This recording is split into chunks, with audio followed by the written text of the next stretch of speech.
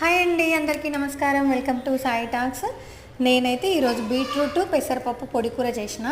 ఈ బీట్రూట్ పెసరపప్పు పొడికూర వీడియో అయితే నా ఛానల్లో నేను అప్లోడ్ చేసిన. డిస్క్రిప్షన్లో కొలతలతో సహా నేను రాసి పెట్టిన. ఈ కర్రీ అయితే చాలా చాలా టేస్టీగా ఉంటుంది, చాలా కమ్మగా ఉంటుందన్నమాట. మనకి సమ్మర్లో అయితే పెసరపప్పు అయితే చాలా చలువ చేస్తుంది కదా. ఇంకొకటి ఏంటంటే బీట్రూట్ అయితే మన బ్లడ్ కోసం కూడా చాలా యూజ్ అవుతుందని చెప్పి తింటూ ఉంటాము. అయితే నార్మల్గా బీట్రూట్ కర్రీ చేస్తే కొంతమంది అయితే ఇష్టపడరు, కాబట్టి ఈ రకంగా అయితే ట్రై చేయండి. బీట్రూట్ పెసరపప్పు కలిపి పొడి కూరలాగా ట్రై చేయండి. చాలా చాలా స్పెషల్గా ఉంటుంది, చాలా టేస్టీగా ఉంటుంది. ఇంకొకటి ఏంటంటే బీట్రూట్ తినని వాళ్ళు కూడా ఈ కర్రీ ఇష్టంగా తింటారనమాట. మీరు కూడా ఒకసారి అయితే ట్రై చేయండి. ఈ వీడియో అయితే ట్రై చేయండి. లైక్ చేయండి, షేర్ చేయండి, సబ్స్క్రైబ్ చేయండి. Thank you so much. Thank you.